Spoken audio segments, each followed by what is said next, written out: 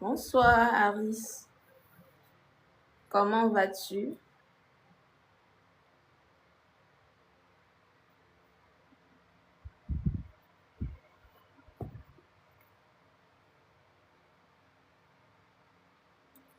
Bonsoir Abdul Nas.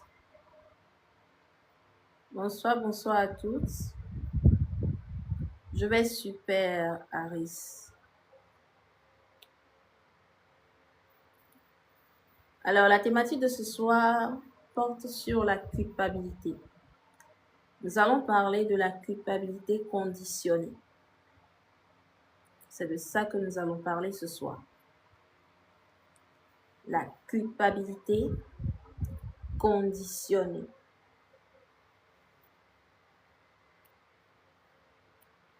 Bonsoir à toutes et à tous. J'espère que vous passez une très belle semaine et que la journée d'aujourd'hui a été.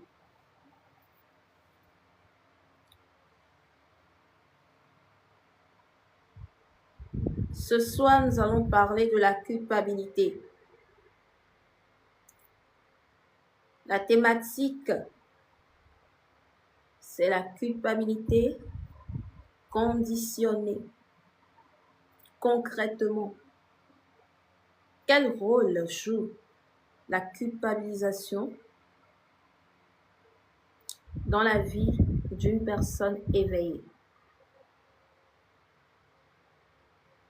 Quel est son impact sur le plan spirituel? Il existe combien de types de culpabilisation, ou de culpabilité si je peux le dire ainsi? Nous allons parler de tout ça ce soir.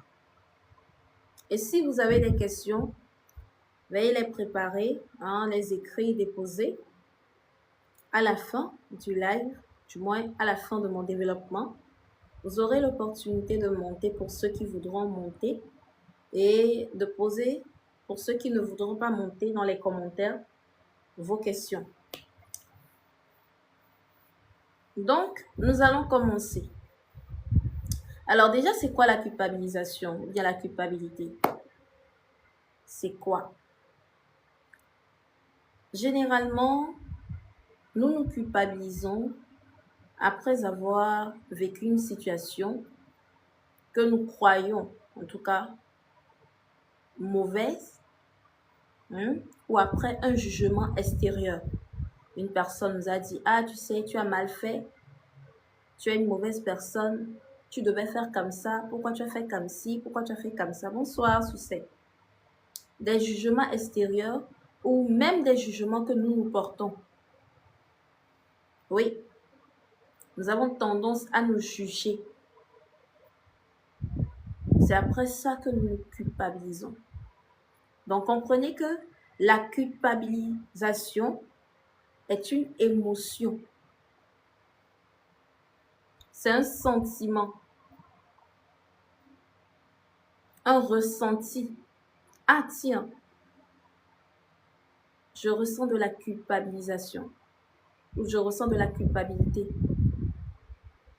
Je me culpabilise.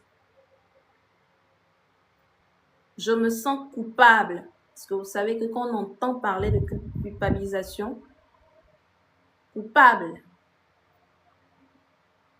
la question de savoir pourquoi es-tu coupable? Ou du moins, pourquoi te sens-tu coupable?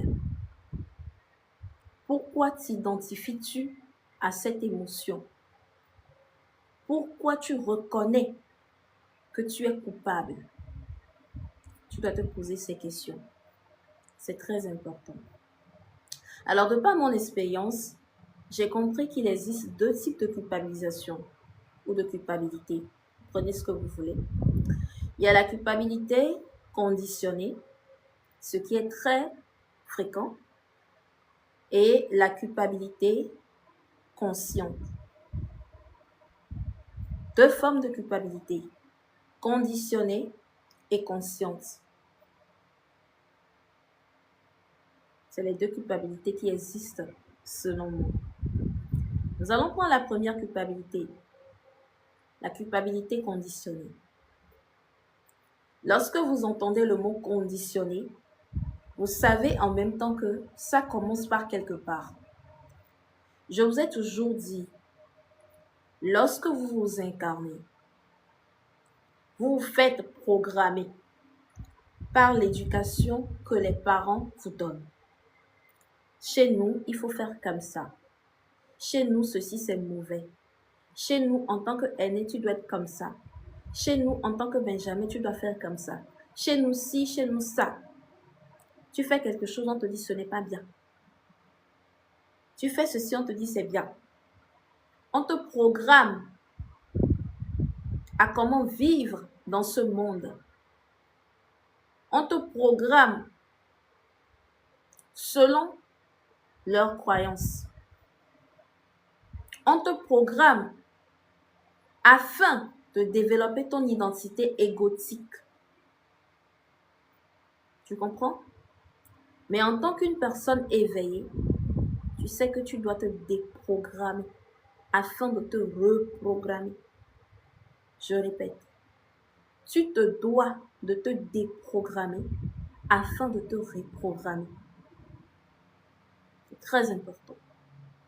Et beaucoup vivent depuis leur programmation, leur conditionnement. Ah, j'ai fait ceci, alors que chez nous, ce n'est pas bien. J'ai fait ça, chez nous, ce n'est pas bien. Ah, tu as fait ci, c'est bien. C'est comme en tant qu'aîné, depuis tout petit, on te dit que tu es responsable de tes frères et sœurs, que tu n'es pas né premier ou première pour rien. Tu te dois de t'occuper de tes frères et sœurs. Lorsque tes frères et sœurs font quelque chose, les parents ne sont pas là, rentrent à la maison, on ne les punit pas premièrement. On t'appelle. Où étais-tu lorsque tes frères faisaient ci, faisaient ça? Et on te punit devant eux parfois. On te gronde devant eux pour te faire comprendre que tu es responsable d'eux. Que lorsque tu restes à la maison avec tes frères, tu te dois de t'occuper d'eux. Et tu grandis avec cette mentalité. Ce qui fait qu'il y a des enfants aujourd'hui, les frères font des choses, dès que les parents viennent, ils disent que c'est moi papa, c'est moi maman. Parce que je me dois de protéger mes frères.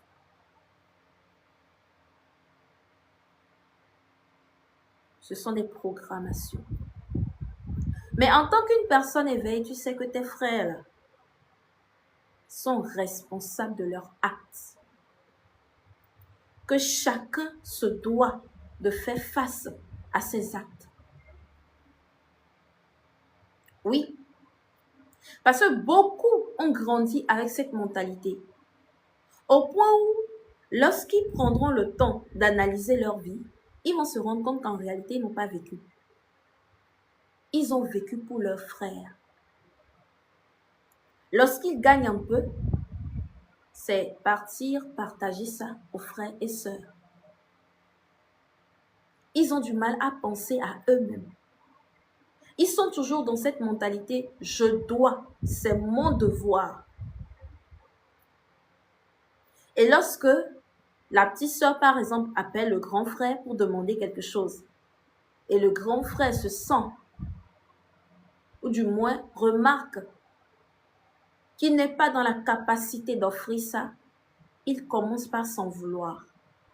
Il commence par s'insulter. Il commence par se traiter d'incapable. En principe, je suis le grand frère, je me devais de faire ça. C'était mon devoir, mais je n'ai pas pu. C'est là que rentre la culpabilisation. Ce n'est pas le fait d'avoir dit non qui l'amène à se culpabiliser, non. C'est le fait qu'il n'a pas respecté une programmation qu'on lui a inculpé, si je peux le dire ainsi, depuis l'enfance.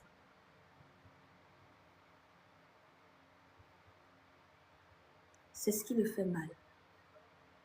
Entre-temps, lorsqu'il se culpabilise comme ça, il se laisse vampiriser. Il se laisse vampiriser par des entités. Parce que la culpabilisation est aussi un égrégore. C'est une entité qui bouffe l'énergie. Oui. C'est une entité qui bouffe l'énergie. Tu dois comprendre que tu n'es responsable de personne.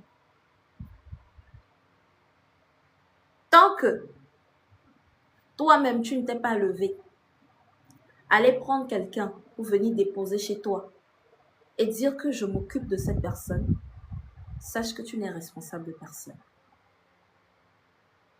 Tu comprends? Ce que les parents disent constamment, que grandis vite, réussis à l'école, tu vas t'occuper de tes frères et sœurs. Non. Ils sont en vie. C'est leur responsabilité. Mais la première personne de qui tu es responsable, c'est toi-même. Parce que si tu veux montrer réellement l'exemple à tes sœurs ou à tes frères, c'est d'abord de prendre soin de toi.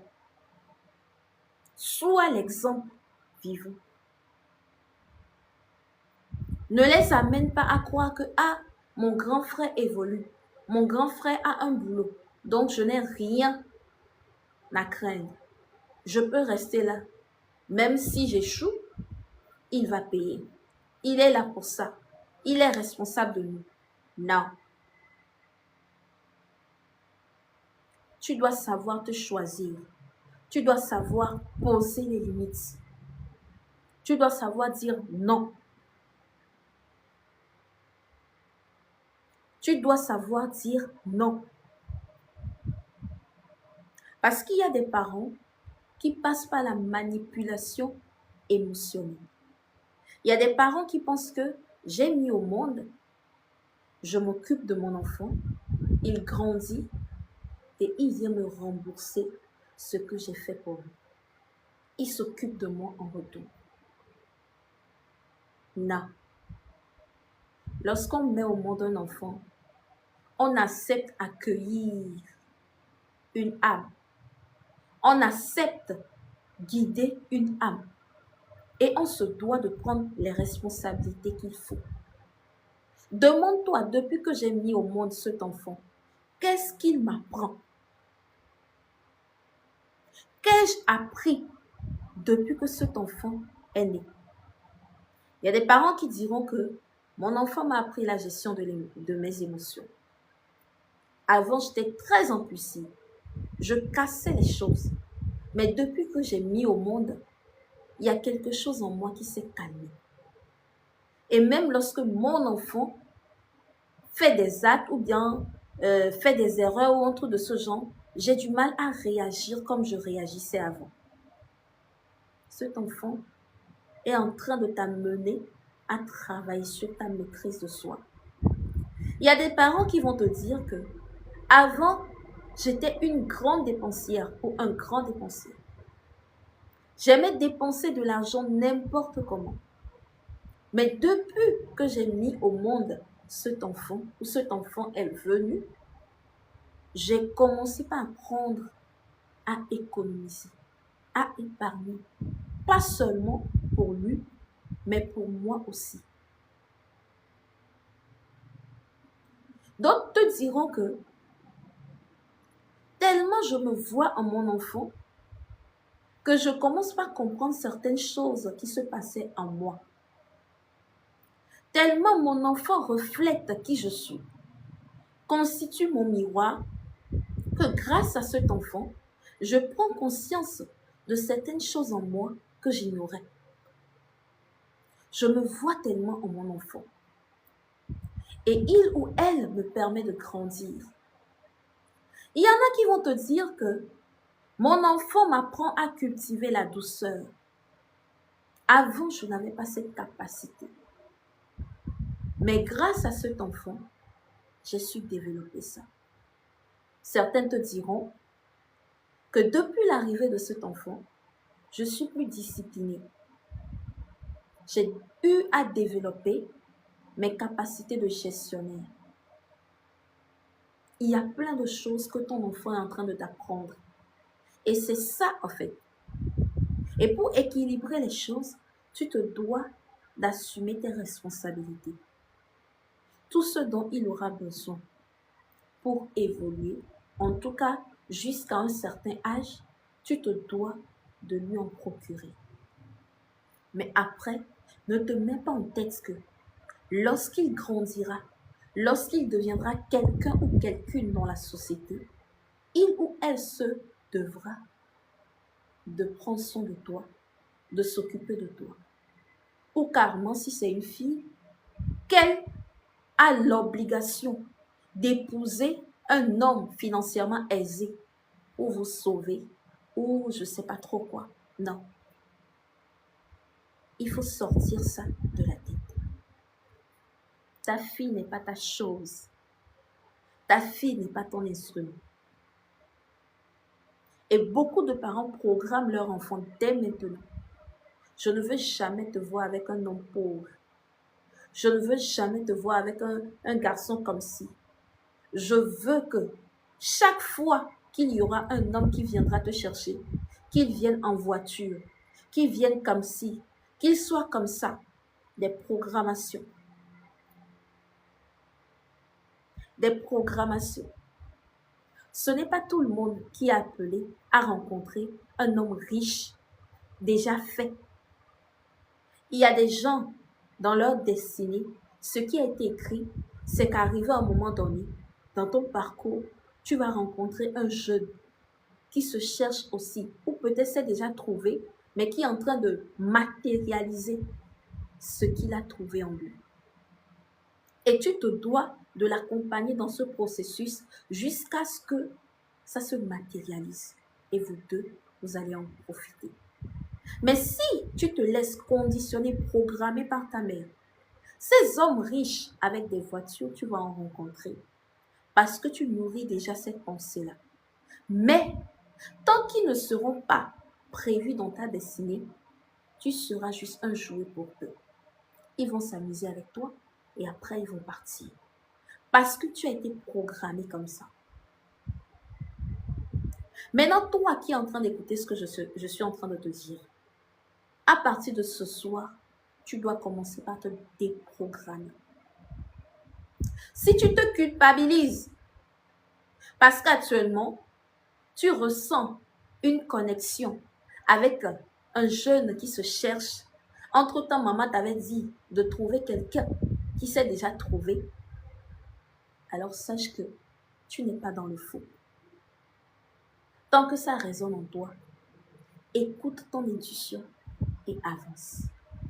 Ne laisse pas ta maman chercher à vivre sa vie ratée à travers toi. Ne te laisse pas manipuler. Oui, c'est un fait. C'est pour cela que je vous dis toujours. N'écoutez pas ce qu'on dit dans la société comme quoi les choses doivent être comme ça. Ce sont des programmations. Apprends à te connaître. Regarde, observe ce qui est aligné avec toi et suis ton chemin. Le chemin d'Ama n'est pas le chemin de Afi. Non. Si Ama est appelée à épouser un homme riche, c'est son chemin. Si toi, tu es appelé à épouser un homme modeste, c'est aussi ton chemin. Apprends à te connaître et suis ton chemin. Ne te culpabilise jamais parce que tu n'as pas respecté ce que la société a programmé.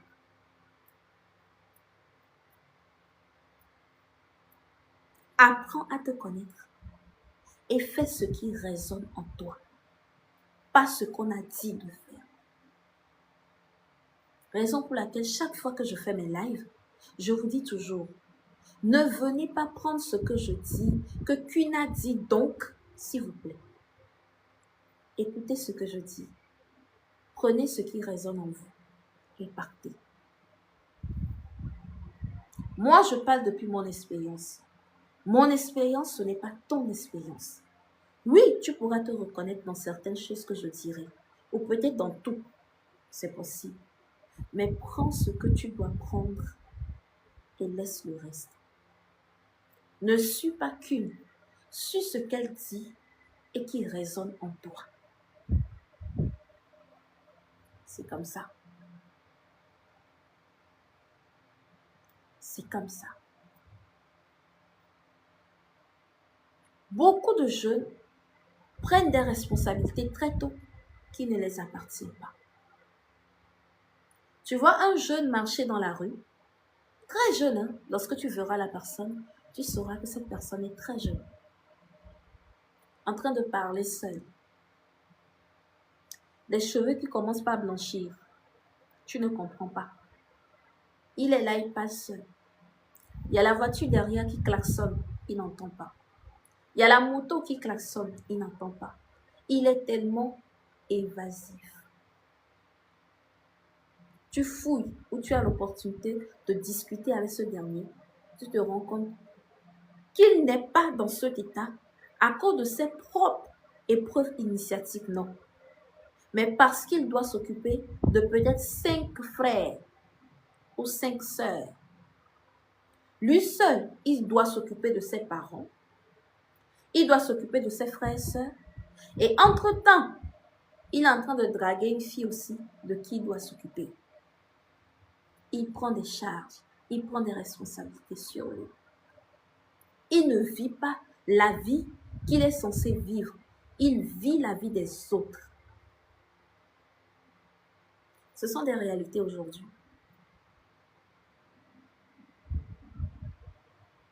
Ce sont des réalités aujourd'hui.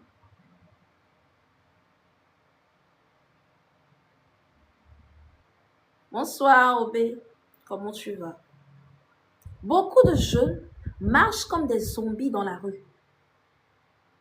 Pas seulement parce qu'ils ont des problèmes, parce qu'ils traversent des situations personnelles. Non. Ils ont porté les fardeaux des autres. Maman t'appelle qu'elle est malade. Tes frères et soeurs t'appellent que tu es ci, ça, ils veulent ci, ils veulent ça. Oncle, tante, on t'appelle, on te porte tout.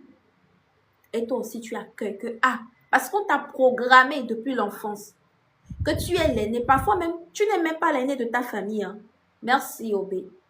Ce n'est pas seulement de ta famille, c'est-à-dire que papa, maman, tes frères et soeurs, même père, même mère. Hein.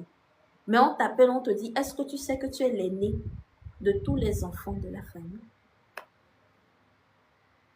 On te marmaille, on te manipule. Et tu te dis, ça, ce sont des responsabilités. Hein. Je me dois de prendre ces responsabilités. Hein. Et tu portes des fardeaux. Lorsqu'on t'appelle pour quelque chose, tu sens que tu es dans l'incapacité. Tu ne peux pas, tu te culpabilises. Pour une fois que tu te choisis, tu dis non. Après, tu es seul dans tes 4 minutes, tu te dis, est-ce que j'ai bien fait ça? Qu'est-ce qu'ils vont dire? Est-ce qu'ils ne vont pas organiser une réunion de famille contre moi? Est-ce que tu te culpabilises? Ce n'est pas le non que tu as dit, l'acte que tu as posé qui constitue le problème. Bonsoir, Aigle Royal. Ce n'est pas l'acte qui constitue en soi le problème, mais le fait que tu te culpabilises d'avoir posé l'acte.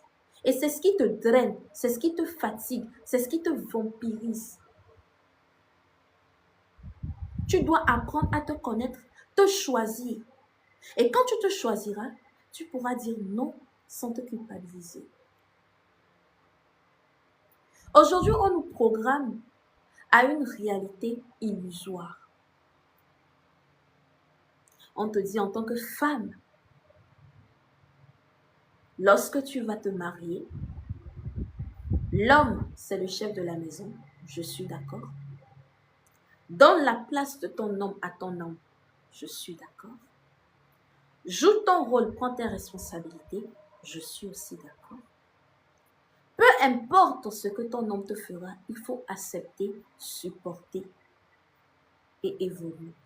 Parce que c'est toi la femme, c'est toi qui portes le foyer. Avant le mariage, on t'enferme quelque part. Il y a un groupe de femmes qui vient te donner des conseils. Entre-temps, ton futur époux est quelque part. Il est quelque part.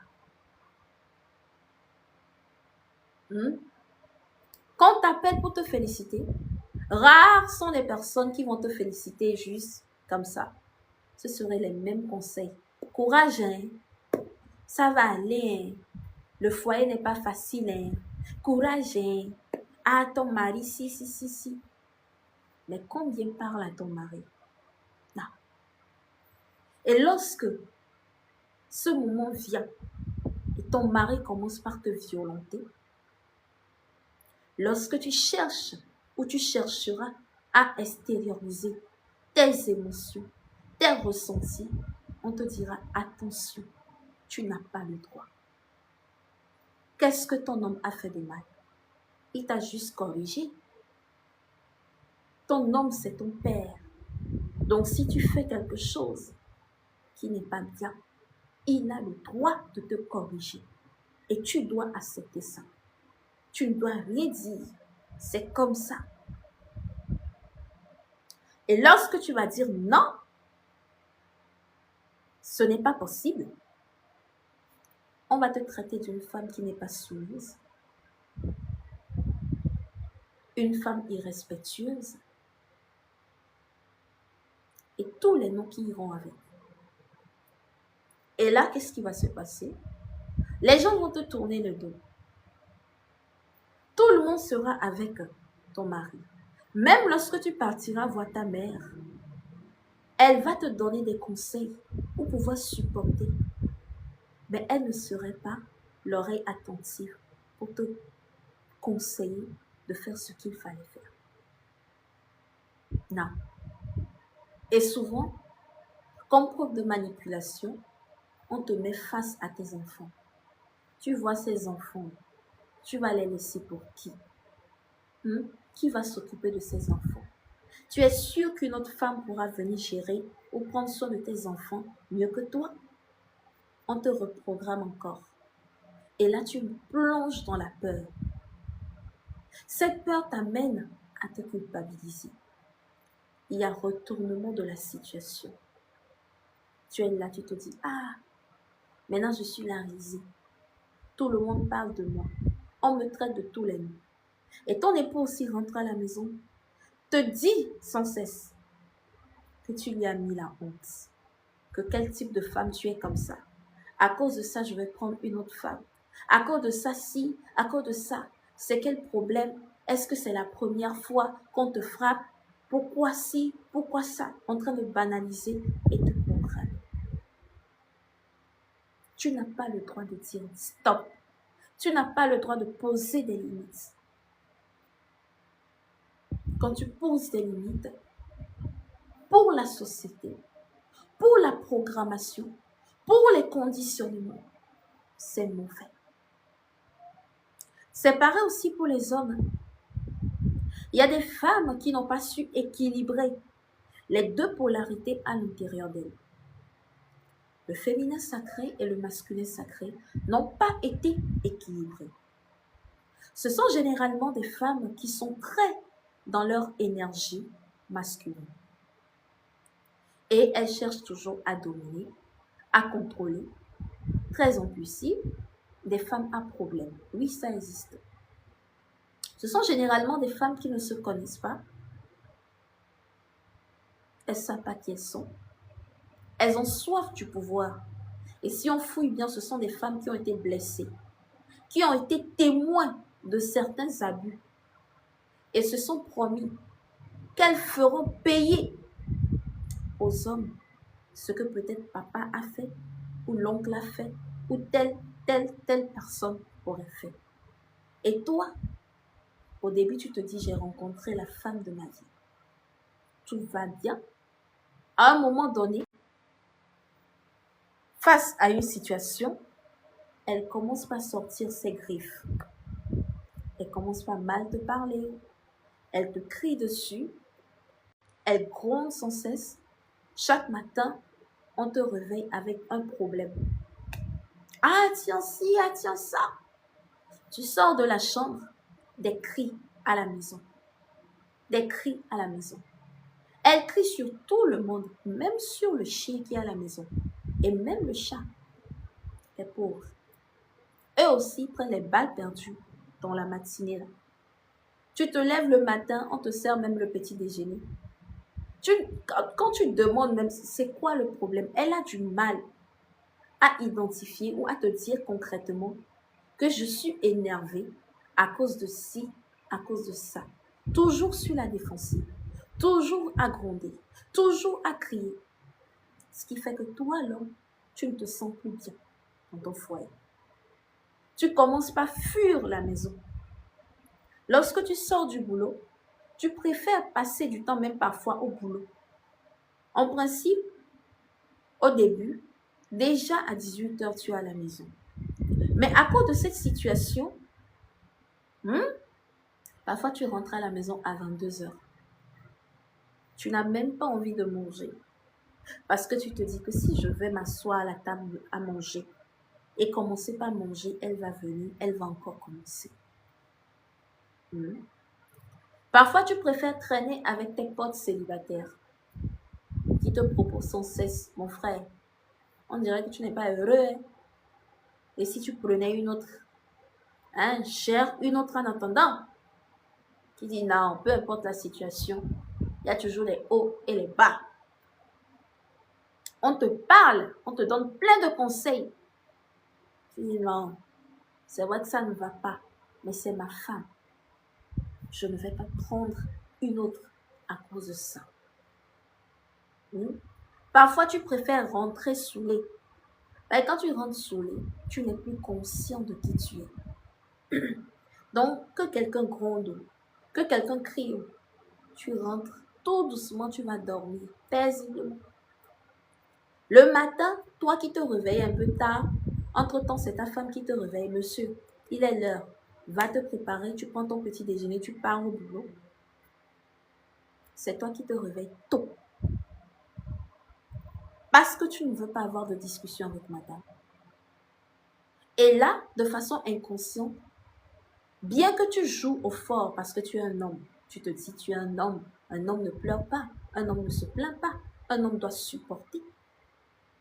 Tu accumules, tu encaisses, tu encaisses, tu encaisses. À un moment donné, tu tentes de discuter avec ton épouse. Mais malgré tout, c'est la même situation.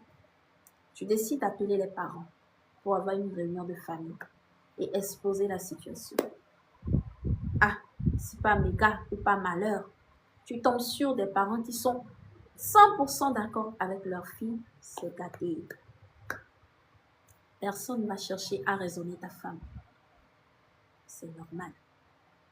Et à un moment donné, tu commences par en parler. Tu commences par poser des limites. Tu commences par être ferme. Tu commences par dire stop. Les gens vont dire non, pourquoi tu as changé? Pourquoi ci, pourquoi ça? Et quand tu restes, tu vois ton changement, tu te culpabilises. Tu te dis ça, ce n'est pas moi. Mais je n'ai pas le choix. C'est un mécanisme de protection. Oui, si je ne deviens pas comme ça, je ne pourrai plus rester dans ma propre maison. Et quand tu essaies d'en parler, la société te dit, qui es-tu? Comment un homme pourrait se plaindre de sa femme? C'est que tu n'es pas un homme. Ça veut dire quoi? Non, non, non, non, non, non. On te critique par ici, on te critique par là. Et au final, tu te dis, si je savais, j'aurais dû garder ça pour moi. Si tu as pris ta femme sur les bases des critères de la société, attends-toi à vivre des situations de la société et que cette même société se retourne contre toi. Mais si tu apprends à te connaître, tu t'alignes avec toi-même et tu attires ce que tu es et ce que tu vibres, alors la personne ne pourra se permettre de s'interférer dans votre histoire. Parce que tu aurais choisi une personne comme toi, pas atypiquement toi, mais vous vibrez à la même fréquence. Vous comprenez? Apprenez à vous choisir. Ne posez pas des actes qui sont de nature à vous permettre de préserver votre énergie et après vous culpabiliser. La culpabilisation, celle qui vous draine plus, ce n'est pas l'acte.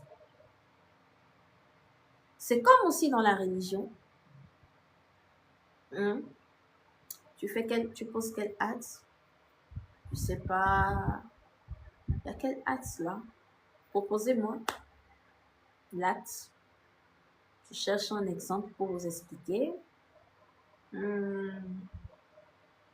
Bon, peut-être le pasteur a des comportements, fait des choses, flirte avec des petites filles dans l'église ou a des relations avec des filles dans l'église. Tu remarques et tu commences pas à parler. Tu dis non, ce n'est pas normal. En tant que pasteur, il devait montrer l'exemple. Il ne devait pas poser ce type d'acte. Et les gens te disent, tais-toi. Tu es qui pour parler? C'est un homme de Dieu. Il faut prier. Tu es en train de juger. Alors que la Bible t'interdit de juger. C'est un péché. Il faut demander pardon à Dieu. Sinon, tu seras puni. Ou carrément, ça là même, c'est trop simple. On te dit que tu ne dois pas avoir d'acte intime avant le mariage. Et là, tu rencontres un monsieur avec qui ça se passe bien. Il y a cette affinité, cette compatibilité. Tu te laisses aller. Après, tu rentres à la maison. Tu te dis, ah, j'ai désobéi à Dieu. Je serai puni. J'irai en enfer. Tu vas te rendre compte que ce n'est pas l'acte en soi qui va te mettre dans un état où tu te sentiras mal, au point même peut-être de tomber malade. Non, ce serait la culpabilisation. Pourquoi j'ai fait ci? Je ne mérite pas la grâce de Dieu. Je ne mérite pas ci, je ne mérite pas ça.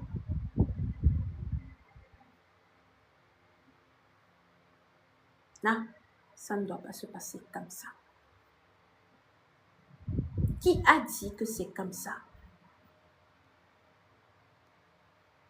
C'est ton intuition? Ou parce qu'on t'a programmé à cette idée-là? Il faut te poser les bonnes questions. Pourquoi je prends telle décision qui résonne avec moi, mais malgré ça, je me culpabilise? De quoi ai-je réellement peur? Qu'est-ce qui contrôle réellement ma vie? Est-ce que j'ai vraiment le contrôle sur ma vie dans ce cas-là? Pose-toi les bonnes questions. Parce qu'à partir du moment où tu te culpabilises depuis une programmation, alors sache que tu n'as pas le contrôle sur ta vie. Ce sont ces mémoires qui te dirigent, qui dirigent tes choix. C'est pour cela on vous dit constamment de travailler sur vous, de libérer les mémoires, de vous déprogrammer afin de vous-même vous reprogrammer. Et la reprogrammation demande à ce que tu te connectes avec la lumière que tu as toujours été, mais que tu as oublié. Tu comprends? Maintenant, deuxième type de conditionnement. de culpabilité autant pour moi. La culpabilité consciente. Lorsqu'on parle de la culpabilité consciente, vous savez que directement, on fait référence à la conscience, à l'éveil. Il y a des actes qu'on pose qui ne sont pas alignés avec nous. Et ce sont ces actes-là qui amènent notre conscience à nous parler. Et souvent, vous allez entendre des gens dire que j'ai fait ceci, mais ma conscience ne me laisse pas tranquille. C'est comme toi. Tu es dans ton moyen de déplacement. Tu renverses une personne et tu prends la fuite. Il y a quelque chose qui va te torturer à l'intérieur. Tu ne sauras l'expliquer. Parfois même, tu vas rêver de ça. Ça deviendra comme un cauchemar. Tellement ça va te hanter que tu te sentiras obligé de revenir en arrière. Revenir en arrière, aider la personne avant de partir. Parfois, tu mens. On te pose une question, tu n'as pas la réponse, ou bien on te demande une information sur une personne, tu n'as pas l'information, mais quand tu prends conscience, tu te rends compte que pendant cet instant-là, au moins les attentions sont tournées vers toi. Si on vient te demander l'information, c'est qu'on te considère. Étant donné que toi aussi tu vis au dépend du regard extérieur, tu voudrais qu'on te voie enfin.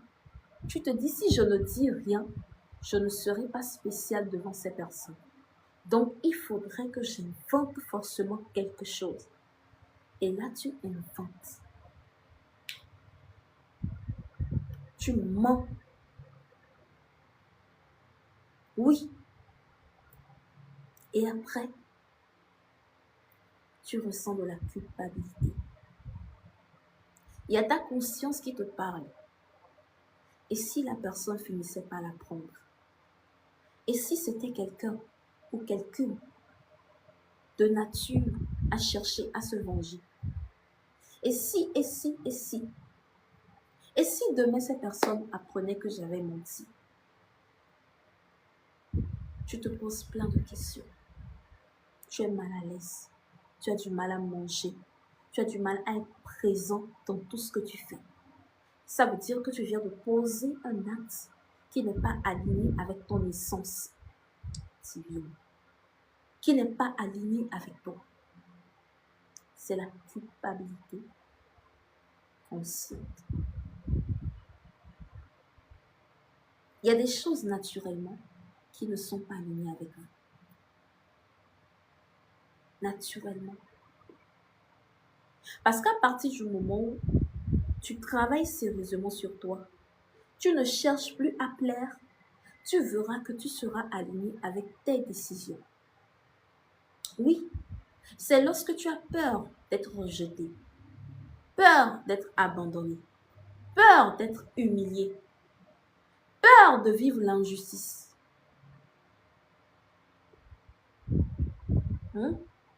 Peur d'être trahi, que tu as tendance à poser des actes de nature à te faire accepter par les autres. Donc des actes qui ne sont pas alignés avec toi. Mais à partir du moment où tu travailles sérieusement sur toi et que tu transcendes toutes ces peurs, alors là, tu commenceras par faire quelque chose. Te choisir. Lorsque tu te choisiras, tu poseras des actes qui seront alignés avec toi. Là où tu disais oui avant pour te faire accepter, tu commenceras par dire non sans te culpabiliser, sans donner d'explication. Bien évidemment, qu'on te traitera de tous les noms. Tu es méchant, tu as changé, tu es devenu ci, tu es devenu ça. Il y aura des gens qui vont s'éloigner de toi. Oui, c'est normal. c'est le prix à payer de t'avoir choisi. Tu comprends? C'est le prix à payer de t'avoir choisi.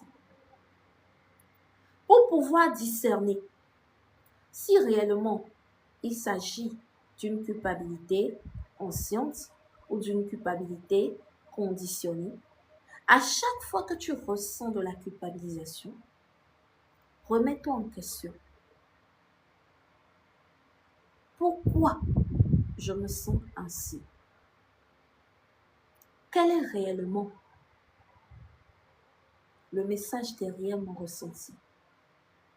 Est-ce que je me sens ainsi parce que j'ai fait quelque chose qu'on m'avait dit être mauvais ou mauvaise autant pour moi, ou parce que j'ai fait quelque chose qui n'était pas aligné avec moi? Tu te dois de te remettre en question. Chaque acte que tu poseras, demande-toi, est-ce que c'est aligné ou ce n'est pas aligné? Et si je me sens ainsi, quelle est la raison derrière?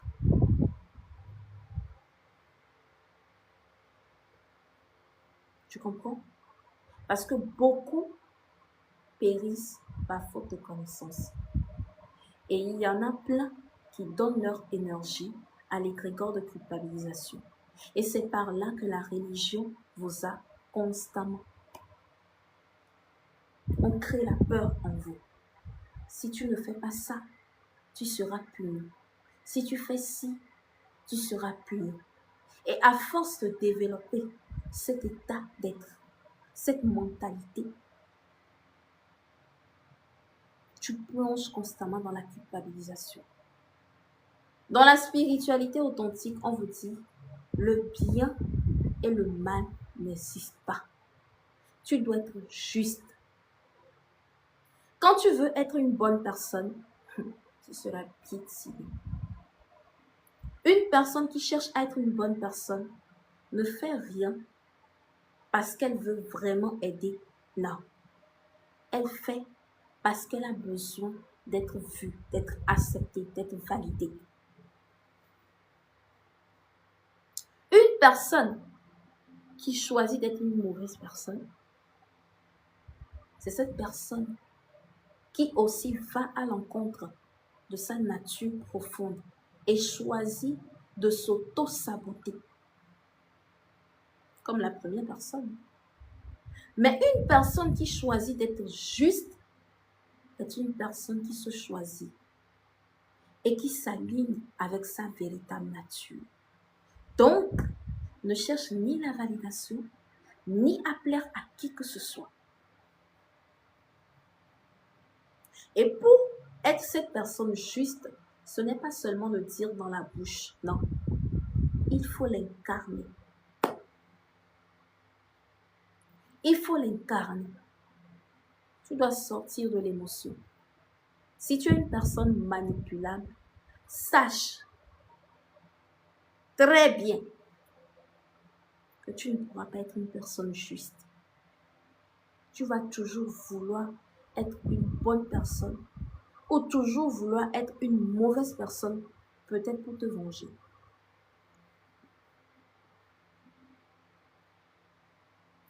Donc, remets-toi en question. Cherche à te connaître. Cherche à comprendre ta véritable nature, ton essence profonde et à t'aligner avec, afin que chaque décision que tu prendras puisse être alignée avec qui tu es réellement. Vous comprenez? Si tu dis que tu es Dieu, vivant une expérience humaine, tu sais que Dieu n'est ni bon ni mauvais. Dieu est juste. Dieu est juste. C'est pour cela que je vous donne l'exemple. Lorsque la conscience choisit de vivre une expérience d'handicapé dans cette vie à travers ton corps, les gens diront, oh, tu ne mérites pas ça, c'est injuste, oh, ça fait pitié. Et ce sont les gens, des personnes qui parlent depuis un état émotionnel. Ce n'est pas la conscience qui voit ça. Elle vit son expérience et tout. Mais si toi, tu ne travailles pas sur toi afin de t'aligner avec qui tu es, donc avec elle, toi aussi tu vas suivre ces personnes-là et passer ton temps à te morfondre, à te plaindre, à te lamenter. Qu'est-ce que j'ai fait pour mériter ça? Pourquoi les autres sont comme si moi je suis comme ça? Pourquoi? Parce que tu n'aurais pas encore compris que c'est l'expérience que tu dois vivre dans cette vie. Que peut-être dans une autre vie, tu avais une forme bien établie, tout est bien bon, ton avatar était top. Mais dans cette incarnation, c'est ce que tu dois vivre. Donc, tu te dois d'arrêter de te plaindre. Le dire comme ça, c'est facile. Mais si tu ne retournes pas à l'intérieur de toi, tu ne pourras pas comprendre ce que je dis. Il y a des choses que j'ai dit dans mes débuts, lorsque j'avais commencé les lives sur TikTok. Il y a des gens qui ont écouté, mais c'est très récemment, ils ont commencé par comprendre. Oui, je vous dis toujours, ne venez pas écouter mes enseignements ou mes partages avec l'ego, avec cet état de je veux la logique, je veux trouver la logique. Non. Salut Biol. Non. Écoute dans un état de profondeur. Sois dans un état méditatif pour comprendre ce que je suis en train de dire. Et si tu ne l'expérimentes pas, tu ne pourras pas comprendre. C'est pour cela que je ne viens jamais vous parler de la théorie ici. Je ne mets pas un tableau derrière pour vous enseigner. Je prends toujours les exemples réels qu'on vit au quotidien pour vous permettre de comprendre la spiritualité. Parce qu'en réalité, la spiritualité, c'est un mode de vie. Elle n'est pas fermée que dans un seul domaine. Non. Non. J'ai fini ce que j'avais à vous dire. S'il y a des questions, vous pouvez les poser. Et s'il n'y a pas de questions, j'estime que la thématique a été comprise. Pour ceux qui étaient venus tardivement, il y aura la rediffusion sur ma chaîne YouTube, Queen Charlotte 228. Vous pouvez regarder lorsque vous serez prêts. Alors, pour ceux qui veulent aller loin, prendre rendez-vous avec moi, vous n'avez qu'à me laisser un message privé et vous aurez toutes les informations. Ceux qui veulent rentrer dans la communauté publique, cliquez sur le lien dans ma bio et vous serez guidés. Ceux qui veulent rentrer dans la communauté privée, le cercle de l'éveil de la lumière intérieure vers l'ascension, donc le cercle des Éliades, je vous invite à me laisser un message ou carrément cliquer sur le lien dans ma bio et vous aurez toutes les informations nécessaires pour pouvoir me joindre. Alors, ceux qui veulent participer à la masterclass, la thématique les addictions à la fin de ce mois, le 30 août, donc dimanche, à 19h GMT sur Meet, vous me laissez un message pour payer votre réservation. C'est à 16 €, donc 10 400, quelque chose, je ne sais plus trop, pour ceux qui sont en Afrique. Et il y a quoi encore? Voilà, il y a mes livres audio que j'ai faits pour vous, pour ceux qui veulent apprendre à se connaître leur identité spirituelle et leur identité égotique. Vous avez les deux faces du soi. Ce livre vous permettra de mieux vous comprendre. Ceux qui veulent comprendre, surtout les femmes ou les hommes qui cherchent à comprendre le mécanisme intérieur de la femme lors de ses menstrues, je vous invite à prendre le livre le mouvement intérieur du féminin. Voilà. Ceux qui ont tendance à procrastiner, d'accord? Vous avez tendance à procrastiner, à toujours remettre à demain. Vous avez tellement rédigé des programmes, vous êtes décidé, je ne vais plus recommencer, mais toujours les mêmes choses. Vous devez de connaître l'aspect spirituel de la procrastination. Donc, j'ai le livre audio, Les racines invisibles de la procrastination pour vous.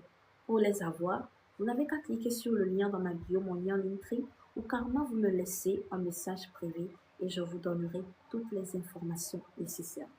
Je fais mes lives sur TikTok chaque lundi, mercredi et vendredi à partir de parfois 19h, 20h ou 21h. Voilà, donc activez la cloche de notification, restez branchés ou carrément rentrez dans la communauté publique parce que j'envoie aussi les informations là-bas et quelques éléments vous permettant d'évoluer. Mais si vraiment, tu veux travailler sur toi, tu veux aller plus profond, je t'invite à rentrer dans la communauté privée. D'accord? Si vous n'avez pas de questions, alors ce fut un plaisir, comme toujours, d'avoir partagé ce moment avec vous. Et surtout, prenez soin de vous.